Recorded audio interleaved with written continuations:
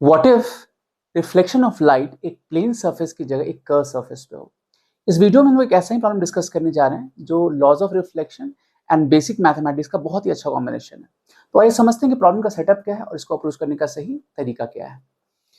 तो यहाँ पर आप देख सकते हो एक रिफ्लेक्टिंग सरफेस है जो कर्व फॉर्म में है और इसका जो इनर सरफेस है ये पॉलिश्ड है। इसका जो इक्वेशन है वो दिया हुआ है y is equal to 12 by pi sine pi x by L, जहां पर x का जो रेंज है 0 से कैपिटल L के बीच में है। तो एक एंड आप देख सकते हो कर्व सरफेस का ओरिजिन पे है और जो दूसरा एंड होगा वो L पे है अकॉर्डिंग टू गिवन क्वेश्चन। अब यहाँ पर एक रे जो है वो हॉरिजॉन्टली ट्रैवल कर रहा है और रिफ्लेक्शन के बाद वो वर्टिकल हो जाता है। तो हमें बताना है कि जो कोऑर्डिनेट होगा ऑफ पॉइंट्स वेयर दिस रे इज इंसिडेंट वो क्या होगा। और हमारे पास चार ऑप्शंस हैं। तो यहाँ पर ये मल्टी करेक्ट ऑप्शन है। तो ये ध्यान रखना है कि क्योंकि यहाँ पर क्वेश्चन में मेंशन है कि रे हॉरिजॉन्टली मूव कर रहा है बट डायरेक्शन नहीं है कि वो लेफ्ट टू राइट जा रहा है या राइट टू लेफ्ट जा रहा है। और क्योंकि मल्टी करेक्ट है तो हमें दोनों पॉसिबिलिटी में सोचना है, राइट। तो सबसे पहले हम लोग देखते हैं कि अगर लेफ्ट टू राइट जा रहा हो तो क्या हो रहा होगा, ठीक है। तो जैसे सिचुएशन क्या होगा कि पहले हमें सोचना पड़ेगा कि रिफ्लेक्शन हो कैसे रहा है, तब हम आगे की चीज सोच पाएंगे, है ना, कि कैसे अप्रोच किया जाए। तो ये पार्ट जो मेरा पॉलिश है, जो इनर पार्ट है ये पॉलिश्ड है ना। और हमने कंसिडर किया कि रे ऐसे जा रहा है, इस तरीके से रे जा रहा है, ठीक है। और ये वर्टिकल हो जाता है, ये मेंशन है। तो सबसे पहले इस इंफॉर्मेशन का मतलब क्या है, ठीक है। अब of course laws of reflection अगर प्लेन सरफेस हो या कर्व सरफेस वो हमेशा वैलिड होगा, राइट। बट अगर कर्व सरफेस होता है तो हमें तरीका क्या होगा, यहाँ पे हमें एक टैंजेंट ड्रॉ करना पड़ेगा, राइट। एक टैंजेंट ड्रॉ करना पड़ेगा, ऐसा एक टैंजेंट ड्रॉ करना पड़ेगा, ठीक है। और इस टैंजेंट के परपेंडिकुलर ये इसका नॉर्मल होगा, जो कॉमन नॉर्मल होगा, राइट। तो अगर ये बिल्कुल वर्टिकल ऐसे जा रहा है, राइट, तो इसका क्या मतलब है। लेट्स से कि ये टैंजेंट यहाँ पर थीटा एंगल बना रहा है, तो ये थीटा होगा, ये 90, ये 90 माइनस थीटा, राइट। ये 90 हो गया, ये 90 माइनस थीटा। और अगेन ये टैंजेंट, ये नॉर्मल, तो ये थीटा हो जाएगा, तो ये भी थीटा होगा। अब क्योंकि लॉज और रिफ्लेक्शन यहाँ पे आपको अप्लाई करना है, तो ये अगर थीटा है, ये कॉमन नॉर्मल से है, तो ये एंगल ऑफ रिफ्लेक्शन है, तो ये एंगल ऑफ इंसिडेंस भी क्या होगा, थीटा ही होगा। और क्योंकि ये म्यूचुअली परपेंडिकुलर है, ये हॉरिजॉन्टल ये वर्टिकल है, सो टू थीटा यहाँ पे कितना होगा, ये 90 डिग्री होगा। तो थीटा क्या हो जाएगा, 45 डिग्री। अब खास बात ये है कि यहाँ जो चीज मेंशन था, ये हॉरिजॉन्टली मूव कर रहा है और रिफ्लेक्शन के बाद ये वर्टिकल हो जा रहा है, ये इनडायरेक्टली आपको बताना चाह रहा है कि थीटा का वैल्यू 45 डिग्री ले रहा है, राइट।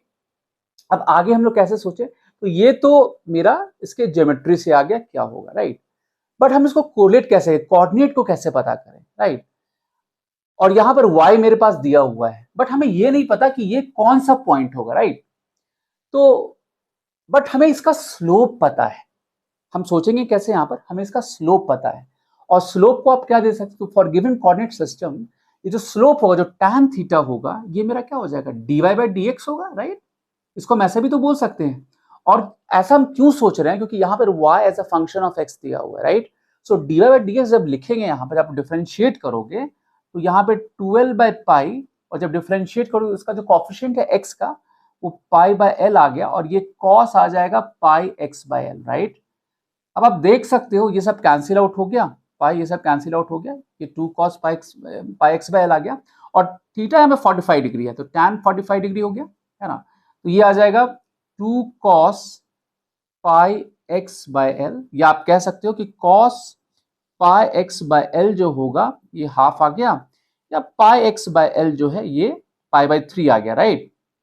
एक्यूट एंगल मेरे को दिख रहा है ये, तो ये पाई बाय 3 लेंगे हम लोग, तो x का वैल्यू l बाय 3 आ जाएगा। और ये वैल्यू आप रख दो ओरिजिनल इक्वेशन में, यहां रख दोगे तो x का वैल्यू l बाय 3 रखोगे तो ये पाई बाय 3 आ जाएगा, राइट। तो ये जो y का वैल्यू होगा आप देख सकते हो आराम से 12 बाय पाई, और वहां पे रख दो, जैसे आप रखोगे l बाय 3 तो ये पाई बाय 3, तो साइन 60 डिग्री हो गया, विच इज √3/2, √3/2, तो ये आ गया हमारे पास √3 l बाय पाई, ठीक है ना।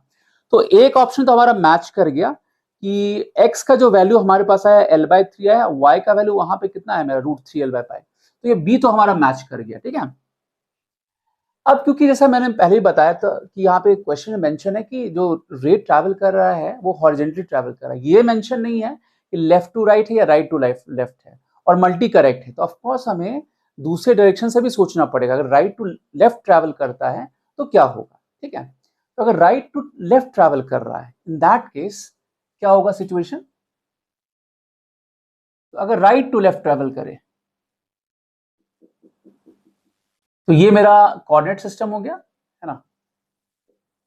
तो आप देख सकते हो ऐसे जाएगा, इस तरीके से जाएगा, राइट, ऐसे चला जाएगा।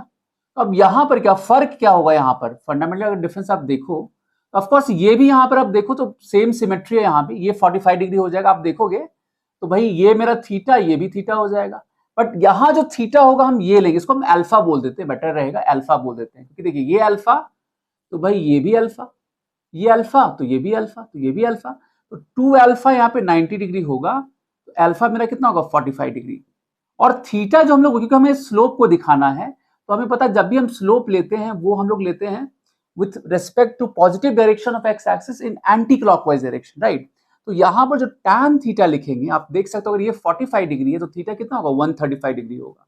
सो ये होगा tan 135 degree, and this would be equal to dy by dx, जैसे हमने पहले किया था सब कुछ वैसा होगा, सेम यहाँ पे इक्वेशन वैसे आएगा 2 cos pi X by L. Only difference ये होगा कि ये वैल्यू यहाँ पे नेगेटिव होगा, -1 हो जाएगा। तो आप आसानी से देख सकते हो कि यहाँ से ये -½ आएगा, -½ आएगा ऑफ कोर्स। तो ये ऑब्ट्यूज एंगल आपको लेना पड़ेगा यहाँ पे वैल्यूज का, नहीं ये हो जाएगा 2π/3 cos 120 डिग्री ऑफ कोर्स।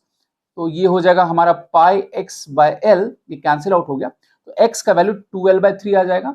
और ये वैल्यू अगेन आप ओरिजिनल जो इक्वेशन है यहाँ पे रख दोगे, तो 12/3 रखोगे यहाँ पे, तो 2π/3 मुझे साइन 120 डिग्री, और साइन 120 डिग्री का वैल्यू वही होता है जो साइन 60 डिग्री का होता है, दैट इज √3/2। तो ऑफ कोर्स y में जो वैल्यू होगा वो सेम ही होगा, वो मेरा √3l/π होगा। ऐसा होना भी चाहिए क्योंकि सिमेट्रिकल केस है, राइट।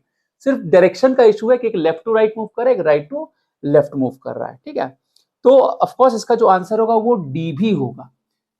तो इसका जो करेक्ट आंसर है वो है बी एंड डी, दोनों ऑफ कोर्स सिमेट्रिकल सिचुएशन है, सिर्फ फर्क इतना है कि एक में लेफ्ट टू राइट मूव हो रहा था रे, एक में राइट टू लेफ्ट हो रहा था, ठीक है।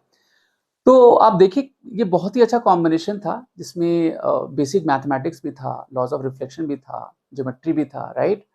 तो खास बात यही था कि हमें ये समझना था यहाँ पर कि जो इक्वेशन दिया हुआ है y as a function of x, उसका क्या रोल है। वहां से हमें dy बाई dx के बारे में सोचना था, और वहां से ऑटोमेटिकली x का वैल्यू आ जा रहा था हमारे पास। एक बार x हमारे पास आ गया तो y भी हम आराम से बता सकते थे, ठीक है। Interesting. So that's all for this video. Next video में हम लोग फिर मिलेंगे एक नए एक्साइटिंग कॉन्सेप्ट के साथ। Till then take care, good bye.